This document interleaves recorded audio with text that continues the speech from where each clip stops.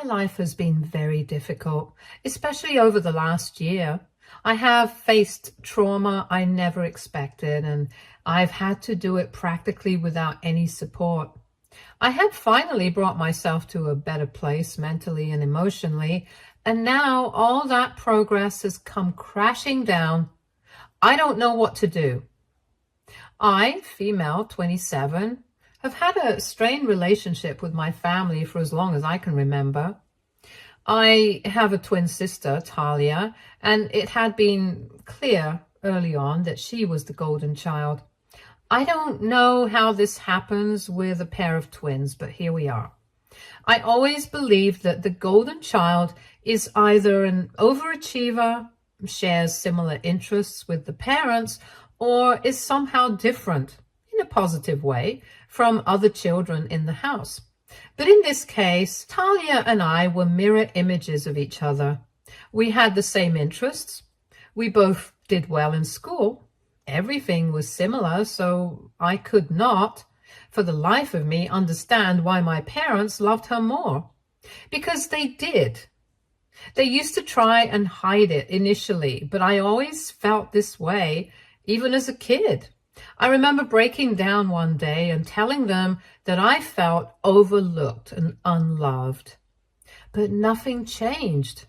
It was always Talia first, Talia over everyone and everything else. The favoritism was subtle at first. If they got us toys or clothes, Talia got the first pick. Even if these things were identical, they were not always the same color, and Talia always made the choice. I had to just make do with whatever she decided wasn't worth her time or something she didn't like. If I protested, I got lectures about how I was being selfish, about how the gifts were the same anyway, and about how I'd never get far in life if I acted so entitled. Then, gradually, it got worse. Talia enjoyed the attention and pampering, and I hated her for it. So we were never close. This rift between us widened in middle school when she isolated herself from our friend group and started hanging out with the cool kids. In a way, that was better for me because I could now at least have my friends to myself and live in peace at school. Initially, our friends were shocked at her sudden change, but they grew accustomed to it, and my friendship with them grew stronger. Throughout middle and high school, the rift between Talia and me kept widening.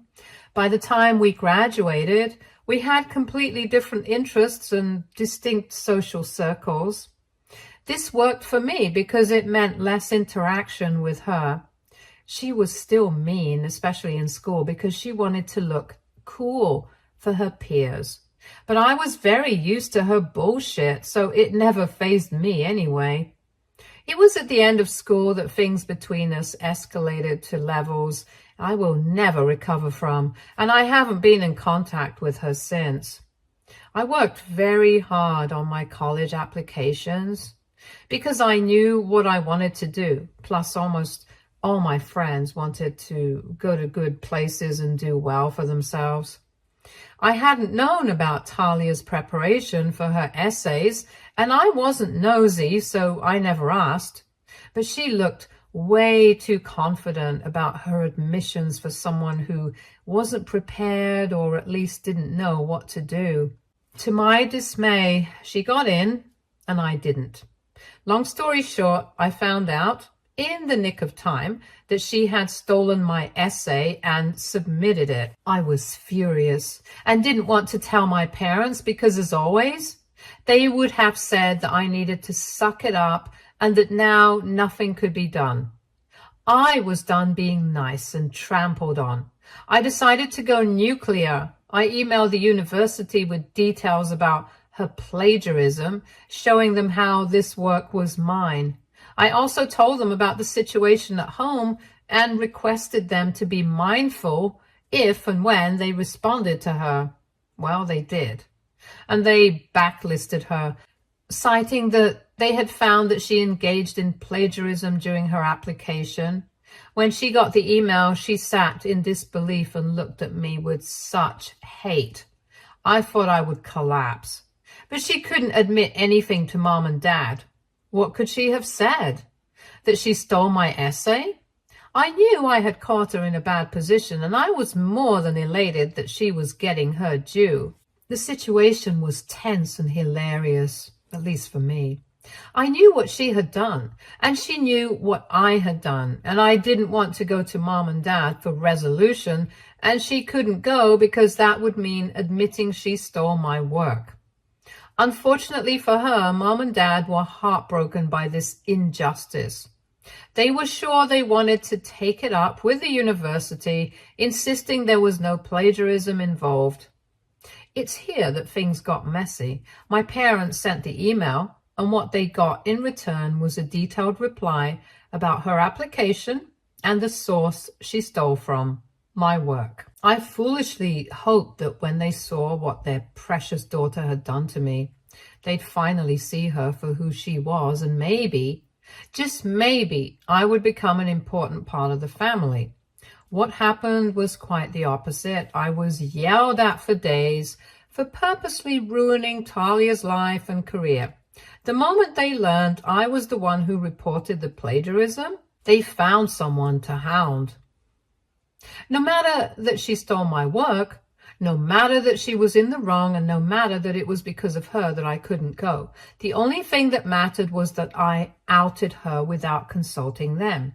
They called me every name in the book and said the right thing to do would have been to talk to them about it, and then they would have come up with a solution. I told them their only solution would have been to let her go scot-free, and I would have been asked to just suck it up and apply elsewhere. It was a mess at home, and no one was willing to see my perspective. It had become clear that no matter what I did, I'd be the black sheep, and no matter what Talia did, she would never face the consequences. The next few months were brutal, but I was just waiting for college. I knew that the minute I stepped out of the house, I wouldn't be coming back. There was nothing to come back to anyway, and that's what I did. I left for college and immediately went low contact with my parents and no contact with Talia. She was dead to me after her little stunt, and I didn't want anything to do with her ever again. College was a refreshing change. I made good friends, had a good life, worked hard. I met Matt in college, and we hit it off instantly. Matt and I were friends for a couple of years. He was my senior in college, but we shared the same friend circle. Right before he graduated, he asked me to be his girlfriend, and I said yes. He was one of my closest friends, and I was extremely happy in his company. So to me, the logical next step was a relationship. When I said yes, he told me he'd had a crush on me for years and had been trying to muster the courage to ask me out. I honestly thought this was adorable, and I told him I would have said yes, even if he had asked me earlier. We had a good relationship for all it was worth. We were already very good friends, so we knew each other well. There was a level of comfort and honesty, and it just came naturally. I also told him about the entire situation with my family. I explained that I was extremely low contact with my parents and absolutely no contact with my sister, and nothing could ever make me talk to her again. And I asked him to respect that. He thought it was absurd that a family could be so dysfunctional because his family is picture perfect. His parents are madly in love. He's the oldest of 4 siblings, and they are all close and supportive. My ordeal was alien to him. I respected that, and I respected and enjoyed the family dynamic he came from. It was honestly adorable, the love they shared.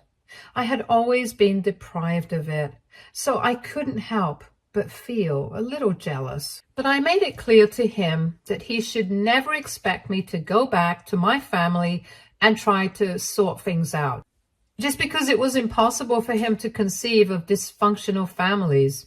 He seemed okay with it, which is why I trusted him. I never knew that this was going to end up being the worst time of my life. 2 years ago, when I was 25, Matt proposed. I obviously said yes. We had been dating for close to 4 years by then, and I was sure he was the guy I wanted to spend my life with. He introduced me to his family earlier, and they accepted me with open arms. I felt like I finally had a family. Even his siblings, 2 sisters and 1 brother, were extremely welcoming, and I developed independent relationships with each of them. It was like I had become a part of the family before I even married him. Marriage was the next step, and I was very, very happy with my relationship and the life I had built. We were supposed to get married last year. The entire year before that was spent planning for the wedding, the honeymoon, and everything else. It was a stressful time, and it was also a little challenging for our relationship because that's when I realized there were differences between us, and working through them required effort. Nonetheless, we pushed through willingly. We had one of our biggest fights while finalizing the guest list. I wanted a small, intimate wedding, but he had a lot of guests he wanted. His immediate family, some uncles, aunts, his siblings, partners, and others. I, on the other hand, had no family I wanted to invite. I wasn't close with anyone. I told him I would only be inviting my friends, and I honestly did not want my family anywhere near me on my wedding day. At first, he agreed, but I could see his hesitation. I asked him if there was a problem. He said no, so I dropped it. A week later, however, he came to me and said that I needed to invite my family because there would be no wedding without family present. I looked at him with wide eyes and told him I had always made it clear that my family wasn't a part of my life. They didn't even know I was engaged, and that the only 2 people needed for a wedding are the bride and groom. So there was no reason to be worked up about my parents not attending. He wouldn't back down. He said that whatever fight I had with them could be set aside for one day, and that he wasn't asking me to start a relationship with them or forgive them, just to invite them to the wedding. I told him that any invitation would mean I wanted to mend things, and that was the last thing I wanted to do. In hindsight, I should have left him right there. I could see that despite claiming to understand my reality and childhood, which I always was transparent about, he had chosen to throw this at me. But I was a fool in love. We fought a lot, and I almost stopped talking to him. But deep down, I knew we needed to reach a compromise. After a lot of back and forth, he finally told me why he insisted on inviting my family. He said he didn't want his family to think he was marrying a woman who didn't have a good relationship with her family. His family is very conservative that way. They have always lived with a family-first rule, and he felt that my parents' absence would reflect poorly, and he didn't want that for me. At that time, I thought his thought process was caring and thoughtful, but I gradually realized how problematic it was. He was more worried about the impression his family would get, especially his extended family, because his parents and siblings already knew I didn't get along well with mine, than about what it would do to me psychologically. The show was more important to him than his bride, and I should have seen that. I didn't, and I paid the price. After a lot of back and forth, I agreed to call my parents, but that was where I drew the line. I told him I would have them there, but no other family members, especially not Talia. There would be no father-daughter dance, and my family would not be allowed to give speeches. That was the only condition for inviting them, and he had to meet me halfway. Thankfully, he agreed, and he knew he didn't have much of a choice. I also warned him not to contact anyone on his own. Only I would call them up and invite them, and only when I felt the time was right. I knew if I gave them the information too early, they would make something up and get Talia to tag along, which I just couldn't agree to. And honestly, I also hoped that if I told them late enough, maybe they wouldn't be able to make it. So I would technically be in the right and still end up having my way. I think Matt suspected this, but even if he did, he didn't say anything. So that was that. I informed Mom and Dad 6 weeks before the wedding, and they said that obviously the entire family would be there to support me on my special day. I cut them off right there and told them that there was absolutely no way Talia was coming to my wedding. It was just the two of them invited, and if they tried to be sneaky and brought her anyway, I would escort them out myself. They tried protesting, saying it was the perfect time for the family to reunite and that I needed to stop being a baby and that I had had my revenge and should be satisfied. I told them this was my only contact with them before the wedding. They knew the venue and the time, and if they wanted to come, they could. However, if they tried anything, I wouldn't hesitate to take necessary steps, and I disconnected the call. I thought that was a stern enough warning to deter them from planning anything, but I was very wrong. And I should have known that Talia would turn up and make a mess of things. She did make a mess, but it was much bigger than I expected. A week before the wedding, my parents flew down and checked into a hotel. They had informed me that they'd come a week early, wanted to give me something, and wanted me to come along with Matt. I was reluctant because I didn't want all those feelings and angst resurfacing just a week before my wedding, but Matt said I should go and that he would come with me, and at the sight of any misbehavior, we'd walk out. That made me feel a little better, and we decided to go. To my surprise, but I'm sure many of you guessed it, Talia was there. This was what they wanted to give me, a chance for a heart-to-heart and a reconciliation. The moment I saw her, I wanted to get up and leave, but I somehow stayed frozen. I looked at Matt and he sat down, and then they got to talking. It was all a load of bull crap, and honestly, I don't even remember what they said. I was just zoned out and mentally paralyzed. All I could see was an ambush. I think I snapped back to reality a few minutes later, and I got up, grabbed Matt, and told him we were leaving. He resisted. He said, "We should just sort this out." And I told him I was going, and he was free to play happy families with them all he wanted, and I stormed off. I checked into a hotel and sent him a text that I was there and would talk when I felt better, and then switched my phone off. I think I drowned an entire bottle of wine, and I woke up feeling dizzy the next day. I turned my phone back on, expecting a few texts at the very least, but there was nothing.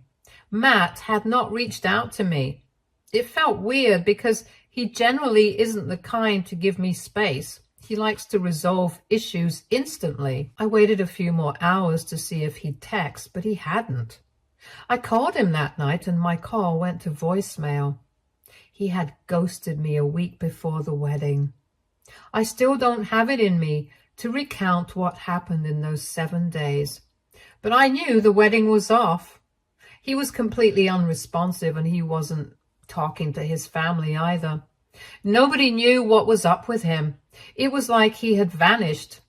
So I called the caterers and everyone else and told them the wedding was off. I blocked him on the day of our wedding and stayed with a friend until I sorted my stuff. 2 months later, I found out he had married Talia on the same day he was supposed to marry me. It was outrageous. I felt like I was in a horror movie. I just couldn't understand how something like this happened and why he would behave like a moron and end up marrying my sister, whom he had met just a week ago. It made no sense to me. I was a mess when I found out, It felt like she had won again, and there was nothing I could do. It was just horrible, and I was in one of the darkest phases of my life. I had to rebuild myself emotionally from scratch, and it took every ounce of strength not to keep tabs on them. I was doing better, much better, and then yesterday I got a call from Matt's mother, Nancy. She said she wanted to meet me. I don't want to meet her. I don't want anything to do with them anymore.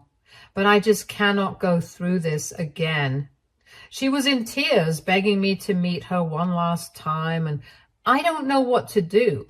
I have never seen her this way, and maybe meeting her will help me get some closure, but I don't want all my progress to shatter. I feel so helpless right now, and I need advice. Update 1. I read all your comments and decided to go and meet her. It was therapeutic and saddening at the same time, but I finally learned what had really happened after I left. It's a mess, and even though I feel vindicated, I feel bad about everything that's happened. She told me that after I stormed off, my parents and Talia fed Matt some bullshit story about my childhood and why I was no contact. And the worst part is that he believed them. He believed every single word, which is why he didn't reach out to me for days after. She said he was in too much of a mess to think rationally, but then I had called the caterers and decorators and canceled everything. He received confirmation calls from them and he panicked. He thought I was canceling the wedding, and in some twisted way, he took that as confirmation of me being in the wrong and believed whatever my parents told him. Nancy said Matt was a mess after finding out, and he stupidly went to my parents for advice. They suggested he could marry Talia for the ceremony so he wouldn't be ridiculed by his family, and then Talia and he could get the marriage annulled or divorced once the fuss died down. Nancy said the entire family was against this stupid decision and kept telling him that canceling the wedding was better than marrying my twin. But he seemed to lose all sense. He went ahead with the plan because he didn't want to deal with the shame of being left at the altar. And ever since, Talia has refused to divorce him. She's been dragging the marriage along, saying she won't divorce him, and if she does, she'll demand a hefty alimony. It's a train wreck through and through, and Matt had no choice but to continue. But a few days ago, things changed. Talia, in a drunken state, told Matt the truth about everything, how they had trapped him, and how foolish he had been. She also revealed the essay she stole from me, admitting that everything they told him about me was a lie. Matt has been depressed since then. He hasn't gone home, hasn't picked up her calls or anyone else's for that matter, and only 2 days ago did Nancy finally get hold of him. He's devastated. He told Nancy he made the biggest mistake of his life and had no idea how he could ever apologize to me. He said it serves him right because of how he broke my heart, but he said all he wanted was a chance to talk to me so that he could explain his side, and we could then see what to do. I looked at Nancy with wide eyes. We? I told her that there was absolutely no we between Matt and me anymore, and he was delusional if he thought otherwise. I told her I was not open to talking to him at all. He dug his own grave and he can lie in it. He's my sister's husband now, and whatever the circumstances of their marriage, I was not going to intrude or help him. Nancy cried when I said this and begged me to reconsider, but I told her my decision was final. I wasn't up for this, and nothing could change that. I've left that part of my life behind. I don't know if I should reopen it again. She kept insisting I talk to him just once and then decide. But I told her I would think about it and left. It was all so overwhelming, and she has texted me a few times since, but I haven't responded. I don't know what to do. I just can't deal with all this anymore. I don't have it in me to get back into that mess again. Update 2. I've been a mess these past few days, so I apologize for the late update. This will be my final update. Nothing dramatic happened, if that's what you were expecting. I decided against meeting Matt for the sake of my mental health. I told Nancy that while I was sorry for what happened, Matt deserved it for believing strangers over me and choosing to protect his reputation rather than talk things out. I told her I was in a much worse position a year ago with nobody to help. I had no parents to cry to or who would check on me. Matt has that luxury, and he doesn't deserve my forgiveness. I didn't wait for her reply, and I blocked her because I don't want her guilt-tripping me anymore. I know it makes me seem brutal and heartless not helping him out, but I can't help but feel it's karma coming back to him. I was alone too, with no one, and I had to pick up all my pieces myself. It's only fair that he gets to feel this too. I hope they don't reach out again, but I have a feeling they will. However, I know for sure that I won't respond to any texts from them. Whether he stays in that marriage or goes forward with a divorce, it's honestly between him and his wife. I have no love for either of them anymore. This is it for me, and I think I've now got some closure because I can see how it has devastated him to no end. At least it will help me sleep better at night, knowing he realizes what he has done and what he has lost, just because he couldn't bear being the center of gossip for a while. That's what you get for being stupid, I guess. Stay tuned for more stories from Argo Relationships.